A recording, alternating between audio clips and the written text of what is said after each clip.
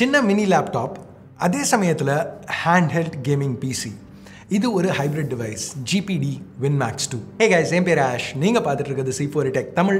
இன்றைக்கி இந்த வீடியோவில் ரொம்ப வித்தியாசமான ஒரு ப்ராடக்ட் பற்றி பார்க்க போகிறோம். இது GPDயோட Win Max 2. இது ஒரு மினி லேப்டாப், அதே சமயத்தில் லைட்டாக சேஞ்ச் பண்ணால் ஒரு ஹேண்ட்ஹெல்ட் கேமிங் பிசியாகவும் இதை யூஸ் பண்ணலாம். இப்போ GPD பல வருஷமாக இதை பண்ணிகிட்ருக்காங்க. இப்போது 2 வருஷம் முன்னாடி GPD Win Max அப்படின்னு ஒரு ப்ராடக்ட் லான்ச் பண்ணாங்க. அதை ஸ்லைட்டாக அப்டேட் பண்ணி Win Max 2021 அப்படின்னு சொல்லி ஒரு மிட் சைக்கிள் ரிஃப்ரெஷும் போன வருஷம் லான்ச் பண்ணாங்க. போன வருஷம் லான்ச் பண்ணாலும் இது பார்க்குறதுக்கு ரொம்ப டேட்டடாக இருந்துச்சு. ஒரு 2021 லான்ச் ஆக வேண்டிய ஒரு ப்ராடக்ட் மாதிரி இல்லை. ஏன்னா பெசல்ஸ் ரொம்ப திக்காக இருந்தது, ப்ளஸ் ஓவரால் கம்ஃபர்ட்டும் அந்த அளவுக்கு இல்லை. இப்போ இந்த ப்ராடக்டில் நிறைய சேஞ்சஸ் எடுத்துகிட்டு வந்திருக்காங்க. ஸோ இந்த வீடியோவில் முதல்ல என்ன சேஞ்சஸ் அப்படிங்கிறதுலேருந்து ஆரம்பிக்கலாம். மேஜரான சேஞ்ச் அந்த டிஸ்பிளே ஓவரால் சைஸ் இங்கே ரொம்பவே இன்க்ரீஸ் ஆகிருக்கு. இனிஷியலாக ரெண்டர்ஸ் பார்க்கையில் Win Max 2 ஓகே ரொம்ப பெருசாக இருக்க போது இதை கையில் பிடிச்சி யூஸ் பண்ணி ஒரு ஹேண்ட்ஹெல்டாக யூஸ் பண்ணுறதுக்கு ரொம்ப கஷ்டமாக இருக்கும் அப்படின்னு தான் நினச்சேன். இன்ஃபேக்ட் ரெண்டர்ஸ் எல்லாம் பார்க்கையில் பிக்சர்ஸ் இந்த வீடியோவில் நீங்கள் பார்க்கையில் கூட நீங்கள் அப்படி தான் நினைக்க போகிறீங்க. பட் ஆக்சுவலாக யூஸ் பண்ணுறதுக்கு அந்தளவு பெருசாக இல்லை. எஸ், வெயிட்டுன்னு வரையில் ஒரு Steamdeck இது வெயிட் அதிகம் தான், ஒரு ஸ்விட்சோட ரொம்பவே வெயிட் அதிகம் தான். பட் இதை ஒரு ஹேண்டல்டாக யூஸ் பண்ணணுன்னா இப்படி விளையாடணும், கையில் இப்படி பிடிச்சி விளையாடணுன்னா வேலைக்கு ஆகாது. எனிவேஸ், இப்போ உள்ள சேஞ்சஸ் என்ன அப்படின்னு பார்த்தா, டிஸ்பிளே ஒரு 10.1 inch IPS LCD panel use பண்ணியிருக்காங்க. இது கார்னிங்கோட Gorilla Glass 5ஆல் கவர் ஆகிருக்கு. ரெசல்யூஷனும் இப்போ இன்க்ரீஸ் ஆகிருக்கு, 2560 by 1600 பிக்சல்ஸ். ஸோ பிக்சல் டென்சிட்டின்னு பார்த்தா 299 பிக்சல்ஸ் per inch. ஸோ ரொம்ப ஷார்ப்பான ஒரு பேனல். பிரைட்னஸும் அதிகம் தான், 400 nits. ஒரு லேப்டாப் ஸ்க்ரீனுக்கு இது நல்ல பிரைட்னஸ். இங்கே எனக்கு ரொம்ப பிடிச்ச ஒரு விஷயம் என்னென்னா, டிஸ்பிளே ஆஸ்பெக்ட் ரேஷியோ 16:10. ஸோ மேலே கீழே கொஞ்சம் எக்ஸ்ட்ரா ஸ்பேஸ் இருக்குது. ஸோ கேமிங்னு வரையில் பாதிக்கிற அளவுக்கு இல்லை. ஒரு வீடியோ பார்க்கையில் மேலே உள்ள பிளாக் பார்ஸ் மினிமலாக தான் இருக்கும். பட் வேறு ஏதாவது நம்ம ப்ரொடக்டிவிட்டிக்கு யூஸ் பண்ணல, ஒரு வெப்சைட் ப்ரௌஸ் பண்ணுறீங்கனாலோ ஒரு ஸ்ப்ரெட்ஷீட் பார்க்குறீங்கனாலோ மேலே கீழே எக்ஸ்ட்ரா ஸ்பேஸ் இருக்கிறது அட்வான்டேஜஸாக இருக்கும். Screen to body ratio 90%. Plus இது ஒரு நேட்டிவ் லேண்ட்ஸ்கேப் பேனல். டிப்பிக்கலாக இந்த மாதிரி மினி பிசிஸ் இல்லை ஹேண்டில் கன்சோல்ஸ்க்கு என்ன பண்ணுவாங்கன்னா, ஒரு போர்ட்ரேட் பேனலை எடுத்து ட்விஸ்ட் பண்ணி யூஸ் பண்ணுவாங்க. இப்போ GPD Win Max 1லையும் அதான் பண்ணாங்க, GPD Win 3ல கூட அதே தான் பண்ணியிருந்தாங்க. பட் இது native landscape. So native landscape panel இருந்தால் நம்மளுக்கு என்ன அட்வான்டேஜ்? வெல், இப்போ ஒரு ஆப்ரேட்டிங் சிஸ்டம் இன்ஸ்டால் பண்ணிங்கன்னா பூட் ஆகையில் எல்லாமே சைடில் டில்டடாக இருக்கும். அந்த 90 டிகிரிஸ் நம்ம OS இன்ஸ்டால் பண்ணதுக்கப்புறம் மேனுவலாக ரொட்டேட் பண்ண வேண்டியிருக்கும். பட் அது பெரிய பிரச்சனை கிடையாது, ஈஸியாக பண்ணிக்கலாம். கொஞ்சம் பழைய கேம்ஸ் யூஸ் பண்ணிங்கன்னா அது அந்த பேனலோட நேட்டிவ் ஆஸ்பெக்ட் ரேஷியோவில் தான் ரன் ஆகும். ஸோ இந்த மாதிரி பேனல்ஸ் டிப்பிக்கலாக ஒரு போர்ட்ரேட் பேனலை யூஸ் பண்ணல நம்ம அதுக்கப்புறம் கொஞ்சம் சாஃப்ட்வேரில் போய் பட்டிட்டிங்கிறீங்களாம் பண்ண வேண்டியிருக்கும். இந்த யூனிட்டில் அந்த ப்ராப்ளம்ஸ் இருக்காது. மற்றபடி இந்த டிஸ்பிளேக்கு 10 பாயிண்ட் டச் இருக்குது, ப்ளஸ் ஆக்டிவ் பென் சப்போர்ட்டும் இருக்குது. 4096 லெவல்ஸ் ப்ரெஷர் சென்சிட்டிவிட்டி உள்ள பென்ஸ் இது கூட யூஸ் பண்ண முடியும்.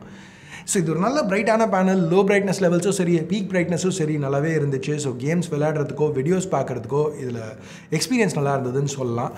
சரி, டிஸ்பிளே பற்றி நிறைய பேசிட்டோம். ஸோ இப்போ டிஸ்பிளேலேருந்து கொஞ்சம் கீழே வருவோம். கீபோர்ட். ஸோ கீபோர்டும் இப்போ நிறையவே சேஞ்சஸ் பண்ணியிருக்காங்க. ஸோ ரொம்ப ஸ்பேஷியஸாக இருக்குது. இவ்வளோ காம்பேக்டான ஒரு பாடியில் இந்த அளவு ஒரு கீபோர்டு அவங்க கொடுத்துருக்கிறது ரொம்பவே பாராட்ட வேண்டிய ஒரு விஷயம். இப்போ நான் வேர்ட்ஸ் பர் மினிட்லலாம் போல், ஏன்னா என்னோட WPM பெருசாக சொல்லிக்கிற மாதிரிலாம் இல்லை. பட் இதில் கம்ஃபர்டபுளாக என்னால் டைப் பண்ண முடிஞ்சுது.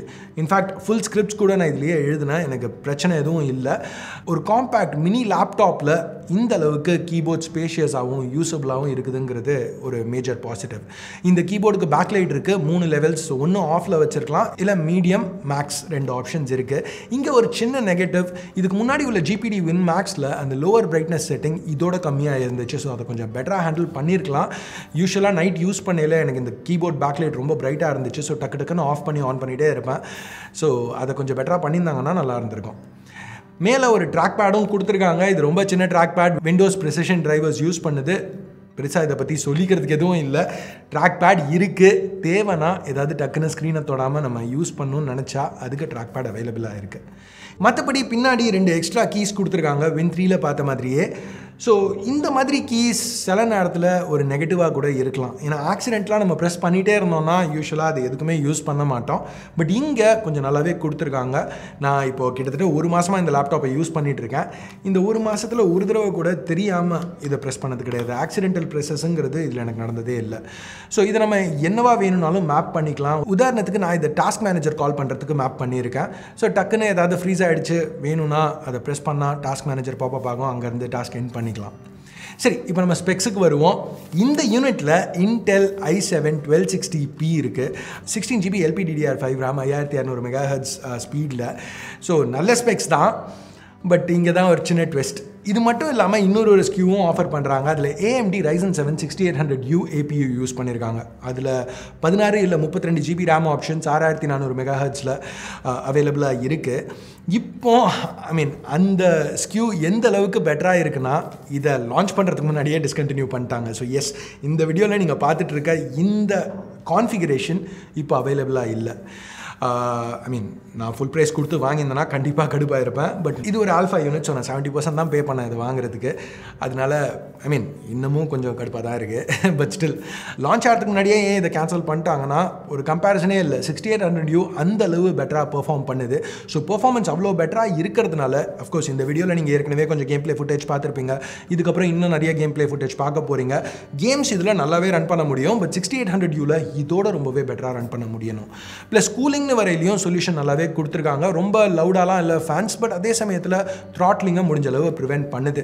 ஒரு சில ஜென்ரேஷன்ஸ் முன்னாடி GPD Win 2ங்கிற ப்ராடக்ட்டில் பார்த்தீங்கன்னா, எக்ஸ்ட்ராவாக நம்ம ஒரு கூலிங் மாட் யூஸ் பண்ணாதான் அதை டே டு டே யூஸே பண்ண முடியுங்கிற லெவலில் இருந்துச்சு. ஸோ அப்போலேருந்து இப்போ வரைக்கும் GPD நிறையவே இம்ப்ரூவ் ஆயிருக்காங்க. ஸ்டோரேஜ்னு வரையில் இதில் 1TB ஸ்டோரேஜ் இருக்குது. அவங்க யூஸ் பண்ணியிருக்கிறது M.2 2280. ஸோ ரெகுலரான ஃபார்ம் ஃபேக்டர், ஈஸியாக அவைலபிளாக இருக்கிற ட்ரைவ்ஸ்.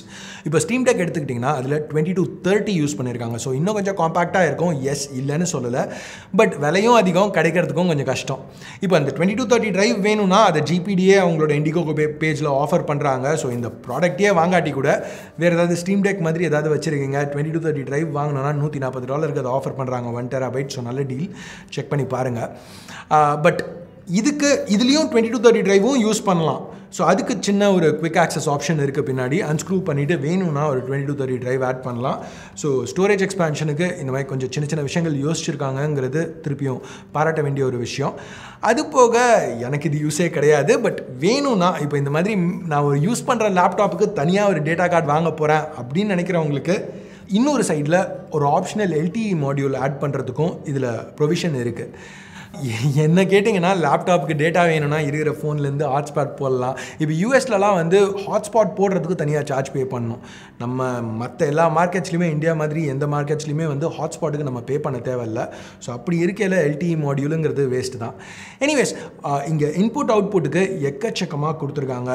இப்போது Steamdeck மாதிரி ஹேண்டல்ஸ் எடுத்துக்கிட்டிங்கன்னா ஒரு USB Type-C அவ்வளோதான். பட் இங்கே பின்னாடி பார்த்தீங்கன்னா 3.5mm காம்போ ஜாக், அப்புறம் USB 3.2 Gen 1 port, HDMI 2.1 port, 2 USB Type-C ports, 1 USB 3.2 Gen 2, இன்னொன்று Thunderbolt 4 இந்த வெர்ஷனில் AMD ஸ்கியூவில் USB 4. ஸோ இந்த 2 போர்ட்ஸ்லையுமே 100 watt speedy fast charge support இருக்குது. ஸோ எந்த போர்ட்டை யூஸ் பண்ணி வேணாலும் சார்ஜ் பண்ணலாம். திருப்பியும் Thunderbolt 4 இருந்தாலும் சரி, USB 4 இருந்தாலும் சரி, இந்த மாதிரி ஏதாவது eGPU ஆட் பண்ணி இன்னும் பெட்டரான பெர்ஃபார்மன்ஸில் கேம்ஸ் விளையாட முடியும். இப்போ நீங்கள் பார்த்துட்டு இருக்கிறது கிகாபைட்டோட RS RTX 3080 gaming box. So இதில் ஒரு actual water cooled RTX 3080 GPU இருக்குது. ஸோ எல்லா கேம்ஸுமே அல்ட்ரா செட்டிங்ஸில் ஈஸியாக Quad HD இல்லை 4Kல கூட இதை யூஸ் பண்ணி ரன் பண்ண முடியும் இந்த டிவைஸ்லேருந்து. ஸோ இன்புட் அவுட்புட் அங்கே முடியல, இன்னும் எக்ஸ்ட்ரா இருக்குது. சைடில் micro SD plus full size SD card slot இருக்குது. ஸோ இன்னும் ஸ்டோரேஜ் வேணும்னா அது மூலமாக ஆட் பண்ணலாம். அது போக இன்னொரு சைடில் 2 USB 3.2 Gen 1 போர்ட்ஸ் இருக்குது. இப்போ இன்னொரு ஒரு மேஜர் சேஞ்ச் இந்த Win Max 2ல என்ன கொடுத்துருக்காங்கன்னா 4 ஸ்பீக்கர்ஸ். இப்போ Win Max 1ல ஸ்பீக்கர்ஸ் கேவலமாக இருக்கும். டிப்பிக்கலாக இப்போ நைட் நான் ஏதாவது வீடியோஸ் அதில் பார்த்துட்டு இருந்தேன்னா நான் இப்படி வச்சு தான் பார்ப்பேன். ஏன்னா அப்போ தான் அந்த கையை இப்படி கப் பண்ணிங்கன்னா தான் கொஞ்சமாவது என்ன நடக்குதுங்கிறது கேட்க முடியும். பட் இதில் ஸ்பீக்கர்ஸ் 4 இருக்குது. ப்ளஸ் டவுன்வர்ட்ஸ் ஃபயரிங்காக இல்லாமல் சைட் ஃபயரிங்காக கொடுத்துருக்காங்கிறதுனால ஆடியோ அவுட்புட் ரொம்பவே நல்லா இருக்குது. எந்த பாயிண்ட்லையும் ஒரு கேம் விளையாடலையோ இல்லை வீடியோ பார்க்கலையோ எனக்கு என்ன நடக்குதுங்கிறது தெரியல அப்படிங்கிற மாதிரி ஒரு ஃபீல் இல்லை. இது போக கீழே இந்த இடத்துல ஒரு பவர் பட்டன் இருக்குது. இந்த பவர் பட்டனில் ஃபிங்கர் பிரிண்ட் ஸ்கேனர் பில்ட்னா எடுத்துகிட்டு வந்திருக்காங்க. சரி, இப்போ நம்ம கேமிங்க்கு வருவோம். கேமிங்க்கு ஹால் சென்சர் ஸ்டிக்ஸ் இருக்குது. ஹால் சென்சருங்கிற டெக்னாலஜி பேசிக்காக ஸ்டிக் ட்ரிஃப்ட் ப்ராப்ளமாக அவாய்ட் பண்ணும். So high quality sticks. அது போக இந்த பட்டன் இதுக்கு முன்னாடி Win Max 1ல டிஜிட்டலாக இருந்தது. இதில் அனலாக் 256 லெவல் ஃபீட்பேக்கோட. அப்படின்னா என்ன, நம்மளுக்கு அதில் என்ன யூஸ் அப்படின்னு கேட்டிங்கன்னா, இப்போது கேம்ஸ் விளையாடையில் இப்போ உதாரணத்துக்கு ஏதாவது ஷூட்டிங் கேம்ஸ் விளையாடினீங்கன்னா உங்களுக்கு யூஸ் கிடையாது. ஏன்னா ஷூட்டிங் கேம்ஸில் நம்மளுக்கு தேவைங்கிறது பட்டன் ப்ரெஸ் ஆனால் ஷாட், அவ்வளோதான், முடிஞ்சிருச்சு. பட் அதே இது ஒரு ரேசிங் கேம் விளையாடினீங்கன்னா நீங்கள் எந்த அளவுக்கு இதை ப்ரெஸ் பண்ணுறீங்கிறத பேஸ் பண்ணி ஆக்சிலரேஷன் இருக்கும். ஸோ லைட்டாக ஆக்சிலரேட் பண்ணுமா இல்லை ஃபுல் ஸ்பீடில் ஆக்சிலரேட் பண்ணுமாங்கிறத இதுலேருந்து நீங்கள் செலக்ட் பண்ணலாம். ஸோ நார்மலாக நம்ம கேம் கன்சோல்ஸ் எல்லாத்துக்கும் வர அந்த கண்ட்ரோலர்ஸில் இந்த மாதிரி தான் இருக்கும். ஸோ அதே இதை இங்கேயும் ப்ரொவைட் பண்ணியிருக்காங்க. இது போக dual vibration motor, 6 access gyroscope சப்போர்ட்டும் இங்கே இருக்குது. பேட்டரின்னு பார்த்தா 67 what plus USB PD support இருக்கிறதுனால 0 to 50 20 நிமிஷத்தில் சார்ஜ் பண்ண முடியும். மற்றபடி பில்டுன்னு பார்த்தீங்கன்னா இங்கே மெட்டல், இந்த சைட் பிளாஸ்டிக். இப்போது TDP அதெல்லாம் டீட்டெயில்டாக கொஞ்சம் பேசணுன்னா பேசலாம். பட் நான் இங்கே பேச போகிறதில்ல. ஏன்னா நான் யூஸ் பண்ணிகிட்ருக்க 1260p கேன்சலே பண்ணிட்டாங்க. ஸோ இதில் பெர்ஃபார்மன்ஸ் எப்படி ட்வீக் பண்ணுங்கிறத பற்றி பேசி எந்த யூஸும் இல்லை. சரி, இப்போ இந்த வீடியோ ரேப் பண்ணுறதுக்கு முன்னாடி இதில் ஸ்டார்டிங்கில் இந்த ஹைப்ரிட்னு சொன்னால அந்த டிரான்ஸ்ஃபர்மேஷன் என்னங்கிறத பார்ப்போம். இப்போ பழைய வின் மேக்ஸ் எடுத்துக்கிட்டிங்கன்னா அதை கேமிங் ஹேண்டில்டாக யூஸ் பண்ணுறதுக்கு நல்லா தான் இருக்கும். பட் இப்போது வெளியில் கொஞ்சம் ப்ரொஃபஷனலாக யூஸ் பண்ணுறீங்களோ இல்லை ஒரு காலேஜ்க்கு ஒரு லேப்டாப்பாக எடுத்துகிட்டு போகிறீங்கனாலோ பார்க்குறதுக்கு என்ன ஒரு கேமிங் ஹேண்டில்டு எடுத்துன்னு வந்து லேப்டாப்னு பேசுனுக்கிறாங்கிற மாதிரி இருக்கும். பட் அதுக்கு ஒரு சொல்யூஷனாக பின்னாடி இந்த மாதிரி கொடுத்துருக்காங்க. கேம்ஸ்க்கு யூஸ் பண்ணாத பாயிண்டில் இதை புல் அவுட் பண்ணி அந்த கண்ட்ரோலர்ஸை கவர் பண்ணிக்கலாம். ஸோ பார்க்குறதுக்கு எடுத்தோன்னே ஒரு மினி லேப்டாப் மாதிரி தான் தெரியும், கேமிங் ஹேண்டில் மாதிரி தெரியாது. ஸோ காஸ்மெட்டிக்காக ரொம்ப ஆப்வியஸாக இது ஒரு கேமிங் டிவைஸ் அப்படின்னு வெளியே தெரியக்கூடாதுன்னு நினச்சிங்கன்னா இது உங்களுக்கு கொஞ்சம் யூஸ்ஃபுல்லாக இருக்கும். பேட்டரி லைஃப்னு பார்த்தா கேம்ஸ் விளையாடையில் என்ன கேம் விளையாடுறீங்கிறத பேஸ் பண்ணி பேட்டரி லைஃப் இருக்கும். பட் எனக்கு யூஸ்வலாக 3 to 4 hours பேட்டரி ஈஸியாக கிடச்சிது நான் விளையாடுற டைப் கேம்ஸ்க்கு. ப்ளஸ் டிப்பிக்கலாக நைட் ஒரு 30-45 minutes விளையாடுவேன், ஒரு 3 நாளைக்கு ஒரு தடவை சார்ஜ் பண்ணுவேன். ஸோ பேட்டரி குறை சொல்லிக்கிற மாதிரி இல்லை. அஃப்கோர்ஸ் அதுக்கேற்ற அளவுக்கு அந்த வெயிட் எல்லாமே இப்போ ஒரு ஸ்டீம்டெக் ஸ்விட்ச் எல்லாத்தோடையும் அதிகம் தான். காம்ப்ரமைசஸ் இருக்குது, இல்லைன்னு சொல்ல. பட் ரொம்பவே ஒரு வித்தியாசமான ஒரு டிவைஸ். எப்போவுமே நம்ம ஃபோன்ஸை பற்றியே பேசிகிட்டு இருக்கோம், கொஞ்சம் வித்தியாசமாக இந்த மாதிரி ப்ராடக்ட்ஸும் கவர் பண்ணுவோன்னு நினச்சேன். ஸோ கொஞ்ச நாளாக இந்த மாதிரி ப்ராடக்ட்ஸும் அப்பப்போ கவர் பண்ண ட்ரை பண்ணிகிட்ருக்கேன். ஸோ இந்த மாதிரி வீடியோஸ் உங்களுக்கு இன்ட்ரெஸ்டிங்காக இருக்குதுன்னு நினைக்கிறீங்களா? இந்த மாதிரி வித்தியாசமான டெக்கை பற்றியும் அப்பப்போ பேசுகிறது நல்லதுன்னு நினைக்கிறீங்களா? இல்லை வேணாண்டா மூட்டு நீ ஃபோன்ஸை மட்டும் பாரு அப்படின்னு நினச்சிங்கனாலும் தப்பு கிடையாது. கீழே கமெண்ட்ஸில் சொல்லுங்கள். உங்கள் ஃபீட்பேக்கை பேஸ் பண்ணி தான் என்ன கவர் பண்ண போகிறேங்கிறத நான் ஜென்ரலாக சூஸ் பண்ணுவேன். ஸோ இங்கே கொஞ்சம் டிஃப்ரெண்ட்டாக அப்பப்போ கொஞ்சம் வெரைட்டி இருக்கட்டும் அப்படின்னு இந்த மாதிரி டிவைஸஸும் பார்த்துட்ருக்கேன். எனிவேஸ் கைஸ், இது நீங்கள் வாங்கணும்னு நினச்சிங்கன்னா இப்போதைக்கு இண்டிகோகோவில் இது ப்ரீ ஆர்டரில் இருக்குது. இண்டிகோகோ லிஸ்டிங் டிஸ்கிரிப்ஷனில் தரேன். இப்போ நீங்கள் பார்த்துட்ருக்க அந்த பேஜ் வேணும்னா அங்கே போய் நீங்கள் பேக் பண்ணலாம். ஸோ எனிவேஸ் அவ்வளோதான். இந்த வீடியோக்கு பிடிச்சிருக்கு பிடிக்கல என்ன நினைக்கிறீங்களோ அதை பேஸ் பண்ணி தம்ஸ் அப் இல்லை தம்ஸ் டவுன். சப்ஸ்கிரைப் பண்ணலாம், சப்ஸ்கிரைப் பட்டன் ஏற்கனவே சப்ஸ்கிரைப் பண்ணியிருந்தீங்கன்னா பக்கத்தில் உள்ள பெல் ஐக்கான் அதையும் ப்ரெஸ் பண்ணுங்கள். அப்போ தான் நான் போடுற வீடியோஸை நீங்கள் மிஸ் பண்ணாமல் பார்க்க முடியும். ஸோ அடுத்த வீடியோவில் உங்களை திருப்பி சந்திக்கிற வரைக்கும் என் பேர் ஆஷ். நீங்கள் பார்த்துட்டு இருக்கிறது C4 Tech Tamil. Have a nice day. Bye.